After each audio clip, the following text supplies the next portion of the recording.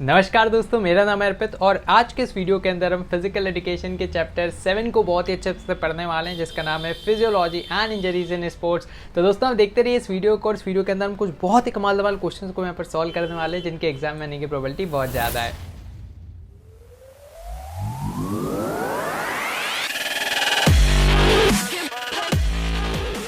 तो आज के इस वीडियो के अंदर हम लेटेस्ट सीबीएसई के सिलेबस के हिसाब से इस चैप्टर को कवर करेंगे। साथ यहाँ पर मैं इमेजेस के माध्यम से आपको इस कंप्लीट चैप्टर को बताऊंगा, तो और बहुत अच्छे से आपको ये चैप्टर समझ में आ जाएगा। साथ ही हम यहाँ पर previous year question, sample paper question, then practice questions को भी सॉल्व करेंगे, जिससे एकदम मस्त वे में आपकी तैयारी सुनिश्चित हो जाएगी। तो आइए स्टार्ट करते हैं इस वीडियो को। तो आइए अब हम स्टार्ट करते हैं फिजिकल एजुकेशन की 7th यूनिट को पढ़ना। तो इस यूनिट का नाम है physiology and injuries in sports. तो हम देख लेते हैं हमें यूनिट में क्या क्या पढ़ना है। फर्स्ट हमारा टॉपिक है physiological factor determining components of physical fitness. Second point है effect of exercise on cardio respiratory system. Third है effect of exercise on muscular system. और चौथा और आखिरी पॉइंट है स्पोर्ट्स इंजरीज, जो कि सबसे इंपॉर्टेंट भी और बहुत सारे क्वेश्चन यहाँ से आते हैं, जिसमें हम सॉफ्ट टिश्यू इंजरी पढ़ेंगे, abrasion, contusion, laceration, incision, sprain, strain. Then फिर हम पढ़ेंगे बोन की इंजरीज और जॉइंट की इंजरीज, जिसमें डिसलोकेशन और फ्रैक्चर्स को हमें पढ़ना है। तो बहुत ही ब्यूटीफुली मैंने यहाँ पर सिलेबस को आपके लिए अरेंज किया ताकि आपको आसानी हो। सबसे पहले मैं आपको बता देता हूँ भाई सीबीएसई के सैम्पल पेपर में क्या क्या क्वेश्चन आए। अभी मैं सीबीएसई का लेटेस्ट सैम्पल पेपर भी रिलीज़ हो गया है 2022-23 वाला, तो उसके प्रश्नों को भी देख लेते हैं। Slow twitch fibres are dash in colour. कौन से कलर के रहते हैं भाई साहब स्लो ट्विच फाइबर, उसको हम यहाँ पर देखने वाले हैं। देन अपने पास अगला प्रश्न आया है amount of oxygen which can be absorbed and consumed by working muscles from the blood is called. तो क्या हम इस चैप्टर को पढ़ने के बाद ये प्रश्नों को सॉल्व कर पाएंगे, है ना? देखने के लिए, मतलब ये जानने के लिए आगे देखते रहिए। नेक्स्ट है लिस्ट डाउन करना है 4 इफेक्ट एक्सरसाइज के क्या होते हैं। तो सीधा सीधा सिलेबस का ही पॉइंट है। लिस्ट डाउन करना है 4 इफेक्ट एक्सरसाइज के मस्कुलर सिस्टम पे। देन उसके बाद एक्सप्लेन करना है 2 types of soft tissue injuries को with the help of example. तो ये भी डायरेक्ट सिलेबस का ही पॉइंट है। बहुत सारे प्रश्न आए यार भाई साहब यहाँ से। 3 मार्क्स में आया explain 3 physiological factors determining strength. ठीक है, ये भी सीधा ही सिलेबस का पॉइंट है। तो आइए अब स्टार्ट करते हैं कंप्लीट चैप्टर की समरी को। लास्ट में हम इन सारे प्रश्नों को सॉल्व करेंगे। तो पहला अपना जो सिलेबस का टॉपिक है वो है physiological factors determining components of physical fitness. तो यार हमने कंपोनेंट्स ऑफ फिजिकल फिटनेस कक्षा 11वीं में पढ़े थे। तो क्या क्या वो होते हैं, तो उसमें हम पढ़ते थे स्ट्रेंथ, एंड्योरेंस, देन इसके बाद आपकी स्पीड, फ्लेक्सिबिलिटी। तो ये जो हमने कंपोनेंट्स पढ़े थे, इन पर एक्सरसाइज का क्या इफेक्ट पड़ता है, या फिर कौन से ऐसे फिजिकल फैक्टर्स हैं जो कि इनको डिटरमाइन करते हैं। उम्मीद है आपको समझ में आ रहा होगा। तो सबसे पहला हम देखेंगे क्या स्ट्रेंथ को कौन से फैक्टर्स डिटरमाइन करेंगे। मतलब आप ऐसा क्या आपको चीज़ें दिखेगी जिससे आपको पता लगेगा कि नहीं भाई स्ट्रेंथ बढ़ रही है। तो फर्स्ट पॉइंट है आपका मसल साइज़। तो जितनी बड़ी मसल साइज होगी भाई साहब, उतनी ही ज़्यादा आपकी बॉडी में स्ट्रेंथ रहेगी। जैसे आप यहाँ पर फिगर में देख पा रहे हैं भाई साहब, ओ क्या बात है, बहुत कमाल के पैक्स यहाँ पर बने हुए हैं। तो जितना यहाँ पर मसल का साइज़ रहेगा, उतनी ही ज़्यादा आपकी बॉडी के अंदर स्ट्रेंथ रहेगी। सेकेंड है मसल कॉम्पोजिशन। तो यहाँ से एमसीक्यू आया हुआ है। 2 प्रकार के आपके फाइबर्स होते हैं बॉडी के अंदर, एक होते हैं स्लो ट्विच फाइबर और एक होते हैं फास्ट ट्विच फाइबर। तो जो फास्ट ट्विच फाइबर होते हैं वो डिटरमाइन करते हैं कि आप कितनी तेज़ी से दौड़ सकते हो, मतलब स्पीड को डिटरमाइन करते हैं। वहीं पर स्लो ट्विच फाइबर जो रहते हैं वो आपके एंड्योरेंस को डिटरमाइन करते हैं। फास्ट ट्विच फाइबर का कलर होता है वाइट, जबकि स्लो ट्विच फाइबर का कलर कैसा होता है, रेड। ठीक है, यहाँ से आपका प्रश्न आया था। देन उसके बाद यहाँ पर अब मसल कंपोजिशन से क्या लेना देना है। तो जितने आपकी बॉडी के अंदर फास्ट ट्विच फाइबर होंगे, है ना, उतनी ही ज़्यादा क्या होगी, आपको स्पीड मिल जाएगी। तो इसको आप ध्यान रखिएगा। फिर इसके बाद है ना, यहाँ से भी कई बार प्रश्न आ जाता है एग्जाम में कि स्प्रिंटर को कौन से फाइबर्स डेवलप करने पड़ेंगे। तो फास्ट ट्विच, मैराथन रन कर रहा है तो उसको एंड्योरेंस की आवश्यकता है, मतलब स्टेमिना की आवश्यकता है, तो उसको स्लो ट्विच फाइबर्स को डेवलप करना पड़ेगा। अब नेक्स्ट आ जाता है बॉडी वेट। तो भाई साहब पत्रकार पोपट लाल और डॉक्टर हाथी, है ना, बच्चे कमेंट्स में बोलते हैं कि सर तारक मेहता आपका फेवरेट शो है है ना, तो अच्छा लगता है भाई साहब, क्या करें। और पूरा भारत देखता है, तो इसके एग्जाम्पल्स आप आराम से रिलेट कर पाते होंगे। तो बॉडी वेट, जितना ज़्यादा बॉडी वेट होगा किसी व्यक्ति का, उतना वहाँ पर उसके अंदर स्ट्रेंथ होने की पॉसिबिलिटीज़ है ना। जैसे डॉक्टर हाथी भाई साहब एक मुक्का मारेंगे और पोपटलाल एक मुक्का मारेगा। मोस्ट प्रॉब्ली कौन सा मुक्का आपको ज़्यादा तेज़ी से लगेगा, है ना, हाथी जी का ही मुक्का आपको तेज़ लगेगा। तो बॉडी वेट से फ़र्क पड़ता है। अब हम देख लेते हैं फ्लेक्सिबिलिटी को। क्या बात है, साधु महाराज यहाँ पर बैठे हुए हैं। तो सबसे पहले आ जाती है मसल स्ट्रेंथ। अब यहाँ पर इन्वर्स रिलेशन है, जितनी ज़्यादा आपकी मसल में स्ट्रेंथ रहेगी उतनी फ्लेक्सिबिलिटी आपको कम दिखेगी। ठीक है, तो मतलब जैसे आपकी बहुत बड़ी बड़ी मसल्स हैं तो आप की फ्लेक्सिबिलिटी थोड़ी कम हो जाएगी। तो आपने देखा होगा जिम में जो एकदम बल्कि और हल्की लोग रहते हैं, तो जैसे ही उनसे कुछ फ्लेक्सिबिलिटी वाला काम कराते हैं वो टाइट फिस हो जाते हैं। देन जॉइंट स्ट्रक्चर, इसका बहुत फ़र्क पड़ता है फ्लेक्सिबिलिटी पे, है ना। फ्लेक्सिबिलिटी मतलब कंप्लीट रेंज ऑफ मोशन। तो जॉइंट स्ट्रक्चर का कैसे फ़र्क पड़ता है, जैसे बॉल एंड सॉकेट जॉइंट, तो 360 डिग्री आप मूवमेंट कर सकते हो। पाइवट जॉइंट 180 डिग्री मूवमेंट कर सकते हो। तो इस प्रकार से अलग अलग जॉइंट से आपकी फ्लेक्सिबिलिटी भी डिटरमाइन होती है। नेक्स्ट आ जाता है आपकी इंटरनल एनवायरनमेंट। जैसे आपने देखा होगा भाई, ठंड में क्या होता है, बहुत ज़्यादा मतलब फ्लेक्सिबिलिटी कम हो जाती है ना। सुबह सुबह बिस्तर से उठते हैं बॉडी अकड़ी रहती है। वहीं गर्मी में मस्त है एकदम, है सुबह 6 बजे उठा के ले चलो दौड़ने चल लेंगे। ठीक है, तो इंटरनल एनवायरनमेंट क्या होता है इसमें, अगर आपका अंदर का एनवायरनमेंट एकदम गर्म है तो फ्लेक्सिबिलिटी ज़्यादा रहेगी। जैसे आपने देखा होगा कोई भी एक्टिविटी करने से पहले आप वार्म अप करते हो। वार्म अप क्यों करते हो, ताकि आपकी बॉडी का इंटरनल एनवायरनमेंट राइज हो जाए। इंजरी, कहीं इंजरी होगी भाई फ्लेक्सिबिलिटी कम हो जाएगी।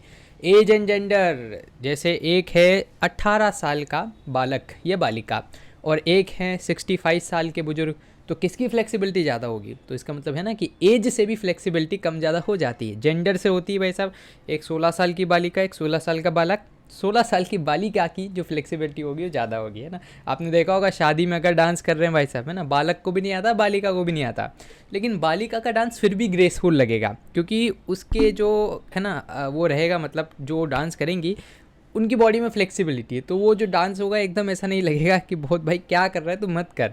लेकिन अगर कोई बालक है उसको नहीं आता वो कर रहा है, ऐसा लगेगा भाई तू मत कर। ठीक है, तो वो फ्लेक्सिबिलिटी का खेल है। उम्मीद है रिलेट कर पा रहे होंगे। एक्टिव एंड सेडेंटरी लाइफस्टाइल, भाई किसी की एकदम बहुत ही एक्टिव लाइफस्टाइल है तो फिर भाई इसकी फ्लेक्सिबिलिटी अच्छी रहेगी। पैसिव है, सेडेंटरी है, तो उसकी फ्लेक्सिबिलिटी अच्छी नहीं रहेगी। जैसे यहाँ पर मोटू महाराज को आप देखें, है ना, मस्त पिज़्ज़ा कोक की इतनी बोतल इनने पी ली के पूरा स्टॉक ख़त्म कर दिया पूरे भारत का, है ना। तो अब यहाँ पर क्या है, इनकी लाइफस्टाइल सेडेंटरी है, तो ऑब्वियसली इनकी फ्लेक्सिबिलिटी भी क्या होगी, कम होगी। देन नेक्स्ट आ जाती है हेरिडिटी, है ना। माता पिता की फ्लेक्सिबिलिटी ज़्यादा थी। विराट कोहली और अनुष्का मैडम की जो लड़की है उसकी मोस्ट प्रॉब्ली फ्लेक्सिबिलिटी अच्छी होगी, क्योंकि दोनों ही एथलेटिक बॉडी दोनों की है। ठीक है, तो हेरिडिटी पे वो भी डिपेंड करता है। अब आ जाता है कि कौन से ऐसे फैक्टर है जो कि आपकी स्पीड को डिटरमाइन करते हैं, है ना। सो मुक्केबाजी, MC मेरी कॉम, तो वहाँ पर आपने देखा होगा भाई एक्सप्लोजिव स्ट्रेंथ की ज़रूरत रहती है ना। एक्सप्लोजिव मतलब होता है जितनी तेज़ी से आप अपनी मतलब ताकत का प्रदर्शन कर दे, है ना। जैसे मुक्केबाजी हो रही है, आप ढीले ढीले वहाँ पर गए, है ना, आराम से मुक्का बना के और स्लो मोशन में मुक्का मार रहे हो, तब तक सामने वाला 10-20 मुक्के मार के आपका काम तमाम कर देगा। ठीक है, तो यहाँ पर एक्सप्लोजिव स्ट्रेंथ की आवश्यकता है। So quick and explosive movement अगर आपकी बॉडी के अंदर है तो हम बोलेंगे कि नहीं भाई के पास स्पीड है। देन नेक्स्ट आ जाएगी मसल कंपोजिशन, हमने देखा ही था पहले। फास्ट ट्विच फाइबर ज़्यादा रहेंगे तो आपको स्पीड मिलेगी, स्लो होगा तो स्टेमिना मिलेगा। तो आपके जितने फास्ट ट्विच फाइबर ज़्यादा रहेंगे उतनी आपको स्पीड मिल जाएगी। नर्वस सिस्टम, अगर आपका मोबाइल है ना, मोबाइल होना मतलब वो है ना अपना एप्पल का फ़ोन नहीं, मोबाइल का मतलब होता है कि यहाँ पर कितना ज़्यादा आप मतलब एक्टिव है, एक तरह से आप बोल सकते हो ना, कितने जल्दी सिग्नल्स जा रहे हैं बॉडी से ब्रेन तक, ब्रेन से वापस, तो उतनी ज़्यादा आपको स्पीड मिल जाएगी। देन उसके बाद elasticity and relaxing capacity of muscle, तो अगर आपकी बॉडी जो है या आपकी मसल जो है वो मतलब है ना इलास्टिक मतलब रबड़ बैंड वाला वहाँ पर उसके अंदर प्रॉपर्टीज़ है, तो उससे क्या होगा, आपको इंजरीज़ नहीं होंगी और ज़्यादा स्पीड मिल जाएगी। फिर आपने सुना होगा ATP, है ना, बायो के अंदर, तो वो जो ATP है ना, आप मुझे फुल फॉर्म बताइएगा कमेंट बॉक्स के अंदर। ज़्यादा ATP रहेगा, ज़्यादा एनर्जी मिलेगी, ज़्यादा स्पीड रहेगी। अब देख लेते हैं एंड्योरेंस कैसे डिटरमाइन होता है ना। एंड्योरेंस को 3 नाम से जानते हैं, आप याद रखिएगा, स्टेमिना, एंड्योरेंस खुद और एरोबिक कैपेसिटी। तो जितनी ज़्यादा आपकी एरोबिक कैपेसिटी रहेगी, मतलब ability of the heart and lungs to get oxygen to the muscles. देखो at the end of the day क्या होता है, जो हार्ट और लंग्स रहते हैं वो हमारी बॉडी तक ऑक्सीजन पहुंचाते हैं। ठीक है, और ये ऑक्सीजन ही हमें एनर्जी प्रोवाइड करती है और इसके कारण हम किसी मूवमेंट को कर पाते हैं। फॉर एग्जाम्पल मेरे सामने एक कॉम्ब रखा हुआ है, ठीक है, उस कॉम्ब को मुझे उठाना है, तो मेरे हाथ में ऑक्सीजन का सप्लाई रहेगा। मैं क्या करूँगा, नर्वस सिस्टम से कोऑर्डिनेट करूँगा, जा बिड़ू जा जल्दी से जा, उसको उठा के ला। तो कंगा मैंने उठाया, है ना, अपने हेयर्स को कॉम किया, वापस रख दिया। तो ये कैसे होगा, जब मेरे आस पास मतलब मेरे यहाँ पर ऑक्सीजन का सप्लाई होगा, एनर्जी रहेगी, और एनर्जी रहेगी तो मैं क्या कर पाऊँगा, किसी कार्य को कंप्लीट कर पाऊँगा। देन इसके बाद ऑक्सीजन अपटेक, तो ये एक ऐसी हाईएस्ट रेट होती है जिससे हम ऑक्सीजन को कंज्यूम करते हैं पर मिनट। ठीक है, तो उसको ऑक्सीजन अपटेक बोलते हैं। कार्डियक आउटपुट, है ना, यहाँ पर 2 पॉइंट आएंगे, कार्डियक आउटपुट, स्ट्रोक वॉल्यूम। तो ये हमारा दिल है ना, दिल तो बच्चा है जी। निब्बा ने 20 का दिल ऐसा होता है, और जो जिन्होंने अच्छे से पढ़ रखी है बायोलॉजी, उनका दिल ऐसा होता है जो स्क्रीन्स पर बना हुआ है, ठीक है। तो अब ये जो दिल है, अब इसमें क्या हो रहा है भाई साहब, ये दिल धड़कता है, ठीक है, दिल धड़कता है और वो क्या करता है, ब्लड को पंप करता है। तो आपने सुना होगा कि भाई 1 मिनट में जो दिल है 72 बार धड़कता है, ठीक है। तो 1 मिनट में ये जितना भी ब्लड पंप कर देगा उसको हम कार्डिक आउटपुट बोलेंगे, है ना, इतना आसान है। 1 मिनट में दिल धड़क धड़क धड़क धड़क धड़क रहा है, लुबडुब हो रहा है, यहाँ से ब्लड पंप किया जा रहा है, खट खट खट खट, है ना। और जितना ब्लड हमारे पास एक बाल्टी में इकट्ठा हो गया है, जनरली 5 से 6 लीटर ब्लड इकट्ठा हो जाता है 1 मिनट में, तो उसको बोलते हैं कार्डिक आउटपुट। वहीं पर एक स्ट्रोक में, एक लुबडुब में इसने कितना ब्लड पंप कर दिया, उसको अपन बोलते हैं स्ट्रोक वॉल्यूम, ठीक है। सो कार्डिक आउटपुट क्या होता है, heart rate beats per minute, है ना, और यहाँ पर स्ट्रोक वॉल्यूम में हो जाएगा ml पर बीट, मतलब एक बीट में कितना ml ब्लड पंप हो गया। तो जनरली 70-80 ml के आसपास ब्लड पंप हो जाता है। तो कार्डिक आउटपुट और स्ट्रोक वॉल्यूम। नाउ अब सेकेंड पॉइंट पे आ जाते हैं हम कि क्या एक्सरसाइज का इफेक्ट पड़ता है हमारे कार्डियो रेस्पिरेटरी सिस्टम पे ना। रेस्पिरेटरी मतलब ये पूरा लंग्स वाला सिस्टम, कार्डियो मतलब आपका हार्ट वाला सिस्टम। दोनों को जब मिला देते हैं, क्योंकि देखो दोनों कोऑर्डिनेशन में काम करते हैं, है ना। मैंने आपको बताया था जैसे पहले कि दोनों मिलके क्या करते हैं, ऑक्सीजन की सप्लाई करते हैं हमारी मसल्स पे। तो कार्डियो रेस्पिरेटरी सिस्टम का इफेक्टिव होना, स्ट्रॉन्ग होना बहुत इंपॉर्टेंट है। तो अब एक्सरसाइज करेंगे तो स्ट्रॉन्ग होगा, ठीक है। और क्या क्या इफेक्ट होंगे हम देखते हैं। तो क्या क्या इफेक्ट होंगे यहाँ पर, सबसे पहले अगर अपन देखें रेस्पिरेटरी सिस्टम पे, है ना, तो मैंने यहाँ पर बहुत ही अच्छे से आपके लिए डिवाइड किया। एग्जाम में भी आप ऐसे लिख के आना, short term long term. Short term क्या इफेक्ट होगा आपके सांस वाले पे सिस्टम पे, तो जैसे आपने देखा होगा दौड़ के आप आते हो, है ना, हाफने आप लगते हो, तो रेस्पिरेटरी रेट इंक्रीज होती है, ठीक है। टाइडल वॉल्यूम आपकी बढ़ती है, एंड जो एक्सचेंज ऑफ गैसेस होता है वो बहुत ज़्यादा यहाँ पर आपका बढ़ जाता है।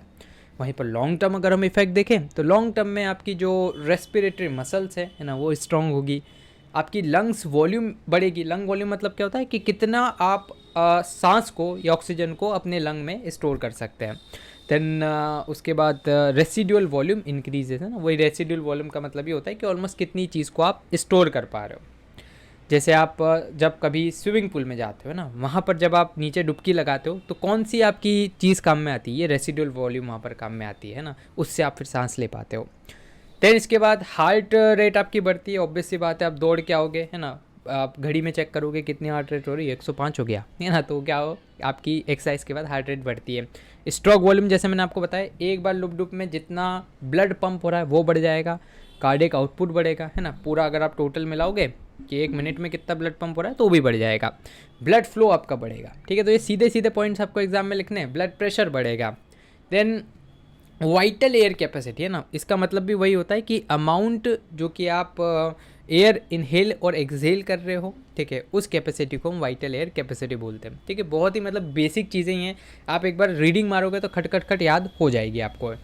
देन रेसिडुअल एयर वॉल्यूम, ठीक है, जब मैंने आपको बताया कि ये एक ऐसी वॉल्यूम होती है जो कि आपकी बॉडी के अंदर स्टोर होती है और एकदम इमरजेंसी के टाइम पे आपको काम में आती है ना। जैसे आप स्विमिंग पूल में हो, अंदर हो, डुबकी लगा रखी है, बाहर से कोई हवा नहीं है, तो अंदर वाली हवा आप यूज़ कर लोगे।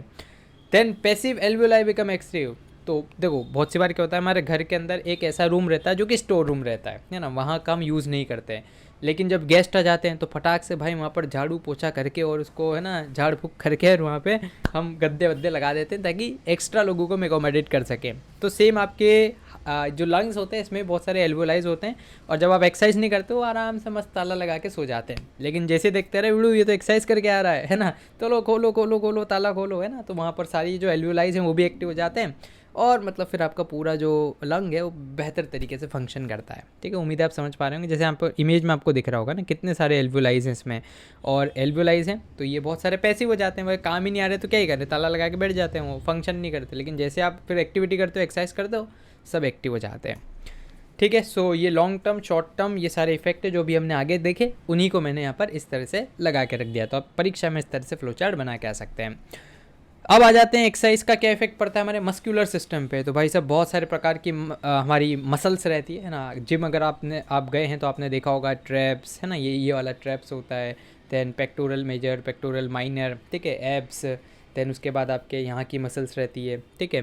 तो ये सारी आपकी जो मसल्स हैं, है ना, इन पे क्या इफेक्ट पड़ता है जब आप एक्सरसाइज करते हो। तो देखो पहला तो होगा कि change in shape and size. Muscles का जो साइज है, शेप है, वो चेंज होगा, बढ़ेगा, ज़्यादा एनर्जी आपकी मसल्स तक सप्लाई हो पाएगी, देन उसके बाद रिएक्शन टाइम आपका यहाँ पर इम्प्रूव होगा। कैपिलराइजेशन मतलब क्या होता है, एक नेटवर्क ऑफ कैपिलरीज जिससे ब्लड फ्लो आपका पूरे बॉडी में हो पाता है, तो वो बेहतर होगा, है ना। देन फैट रिडक्शन होगा, मस्क्यूलर एंड्योरेंस बढ़ेगा, पोस्चर अच्छा हो जाएगा। देन इसके बाद आप एक्स्ट्रा फैट को शेड कर पाएंगे, कंट्रोल कर पाएंगे, और इससे फटीग मतलब होता है थकान डिले हो जाएगी।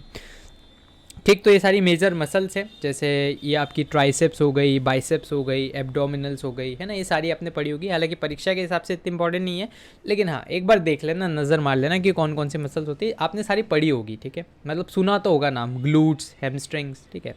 चलिए बढ़ते बन आगे, अब आ जाते हैं अपन लास्ट जो अपना टॉपिक था स्पोर्ट्स इंजरीज़ का क्लासिफिकेशन। सीधा सीधा कई बार बोल देता है कि भाई फ्लो चार्ट बनाओ मुझे तो स्पोर्ट्स इंजरीज़ का, तो टिक तो टाप के आ जाना, ठीक है।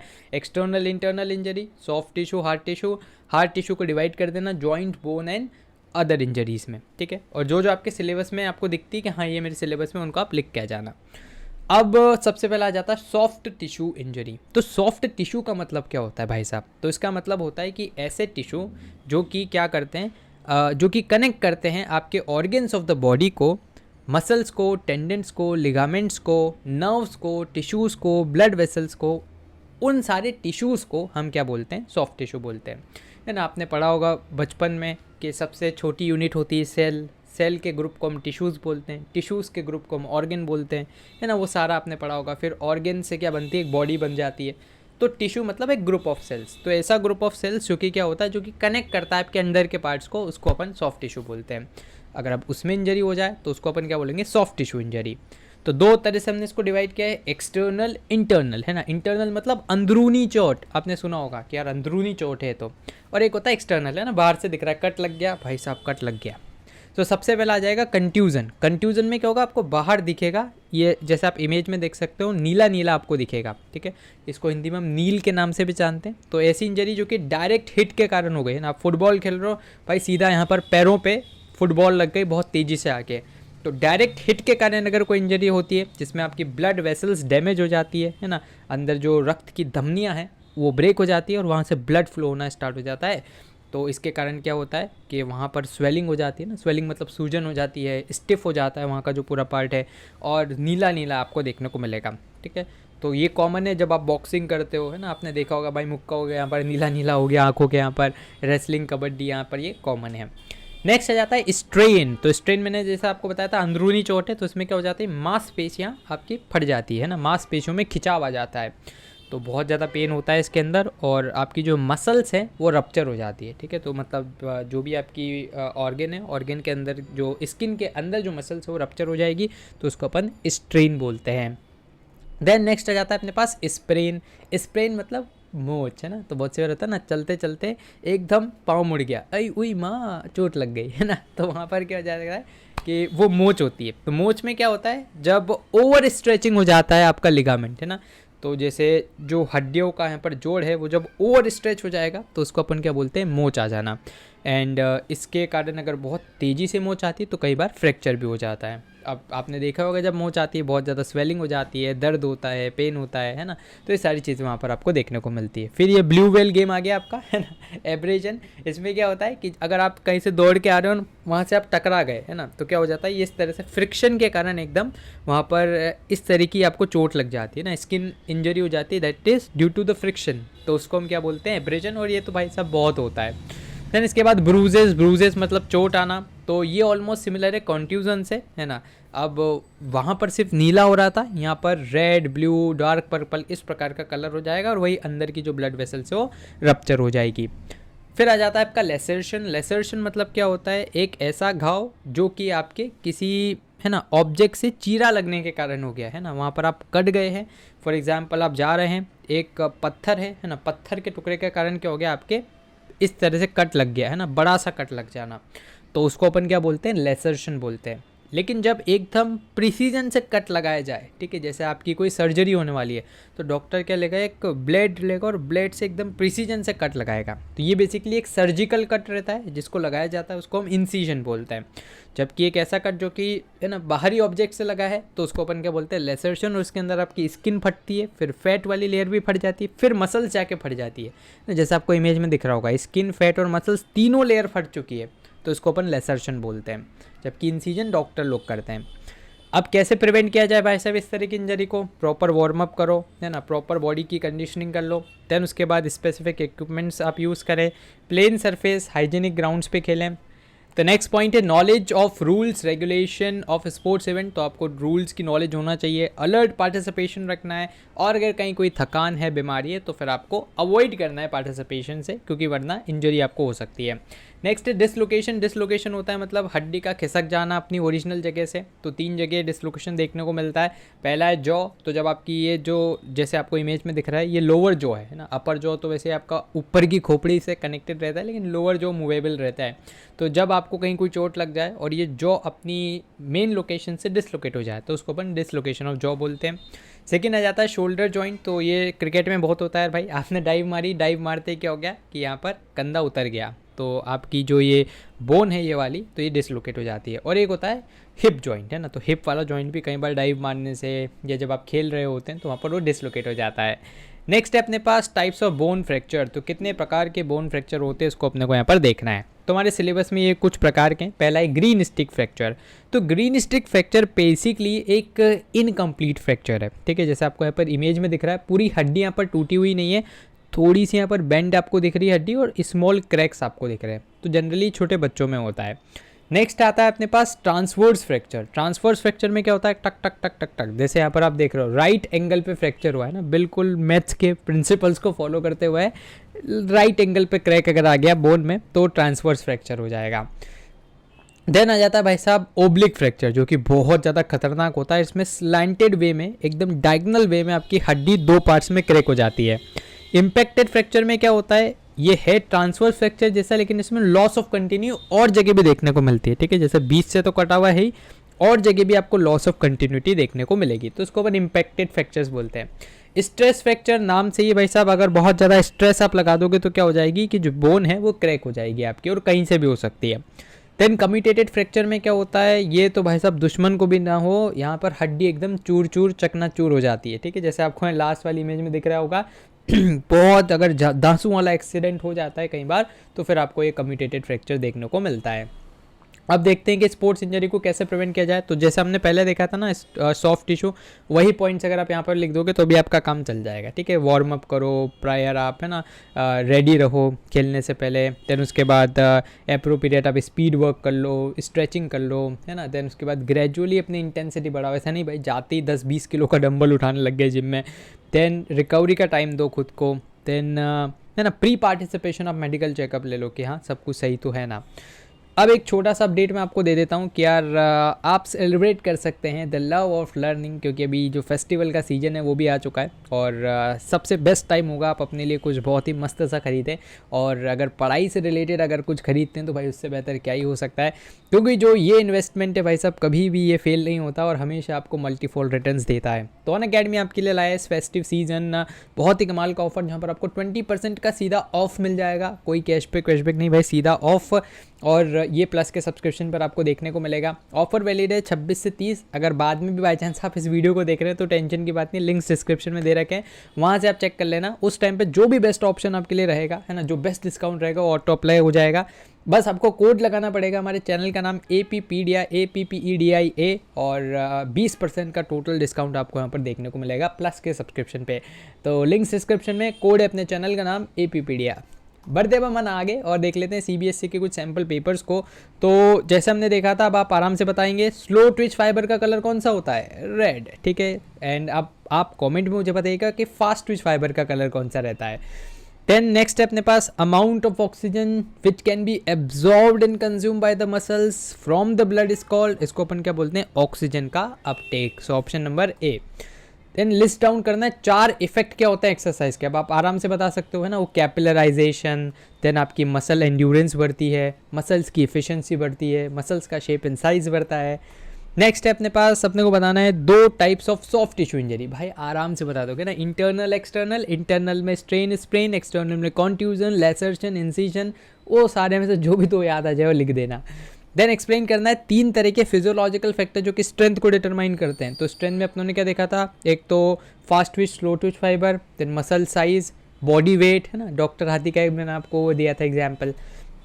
डिसलोकेशन किस चीज़ से रिलेटेड है, तो ये आपकी जॉइंट से रिलेटेड है ना, क्योंकि जॉइंट्स पे डिसलोकेशन हो जाता है। देन फ्लो चार्ट आपको बताना है, तो जो मैंने आपको शुरू में बताया था वही का वही डिक्टो छाप के आना है। तो ये इस तरह से आप डिवाइड कर सकते हो, common sports injury, bone and joint. Then common में जितनी भी अपनों ने पढ़ी है, बोन में जितने भी फ्रैक्चर्स पड़े हैं और जॉइंट में जितने भी डिसलोकेशन पड़े हैं। प्रीवियस ईयर क्वेश्चंस को अगर हम देखें तो यहाँ पर प्रिवेंटिव मेजर्स आपको बताने है ना, तो वही प्रॉपर वार्म अप करो, फटीग है तो मत आप वो मत करो है ना, पार्ट मत लो कंपटीशन में, और प्रॉपर मेडिकल चेकअप करके आप जाओ। देन इसके बाद कुछ एमसीक्यूज, फ्लेक्सिबिलिटी डिटरमाइन नहीं होती है किस चीज़ से, तो देखो मसल स्ट्रेंथ से, एज जेंडर से तो होती है, मैंने आपको बताया था। अगर 16 साल का बालक बालिका और 65 साल के बुजुर्ग अंकल इंजरी रहेगी तो भी फ्लेक्सिबिलिटी में दिक्कत आएगी। एरोबिक कैपेसिटी तो भाई साहब एंड्योरेंस से रिलेटेड था, तो ऑप्शन डी इसका राइट आंसर हो जाएगा। एंड्योरेंस डिटरमाइन किससे होता है, भी पिछले क्वेश्चन में देखा, एरोबिक कैपेसिटी से होता है। मैच करना है इसको आपको, ठीक है। एक तरफ है आपके पास कंपोनेंट्स और एक तरफ है फैक्टर्स अफेक्टिंग, तो आप इसको मैच करके मुझे बताइएगा। कमेंट बॉक्स में आपको इसका आंसर देना है, क्योंकि सब कुछ अपनों ने पढ़ा है इस लेक्चर के अंदर ही। देन एक प्रैक्टिस क्वेश्चन आपके लिए एक्सप्लेन करना है आपको, टाइप्स ऑफ स्पोर्ट्स इंजरीज, ठीक है। तो अभी हमने देखा, फ्लो चार्ट बना के देखा, तो वही आपको यहाँ पर बताना है। कुछ एक्सपेक्टेड क्वेश्चन जिसको अपन देख लेते हैं। कार्डियो रेस्पिरेटरी सिस्टम से आप क्या समझते हो और क्या इफेक्ट होता है एक्सरसाइज का, भाई सिलेबस का सीधा टॉपिक हमने पढ़ा था, लॉन्ग टर्म शॉर्ट टर्म, इस प्रकार से आपको इसको लिखना है। धन्यवाद। तो दोस्तों फिलहाल के लिए इस वीडियो में इतना ही। मुझे उम्मीद है कि आपको ये वीडियो पसंद आया होगा। अगर आपके कोई भी डाउट्स हो, सवाल या सुझाव हो, तो उसको आप जरूर से कमेंट बॉक्स में लिख दीजिएगा। दोस्तों अब हमारे चैनल को भी सब्सक्राइब कर लीजिएगा, क्योंकि इसमें और भी ज़्यादा मोटिवेशन मिलता है आपके लिए वीडियोस बनाने के लिए। सब्सक्राइब बटन के पास बने एक बेल आइकन को भी आप जरूर से दबा दीजिएगा, ताकि हमारे चैनल की लेटेस्ट नोटिफिकेशंस आपसे मिस ना हो। तो दोस्तों धन्यवाद, जय हिंद, जय भारत।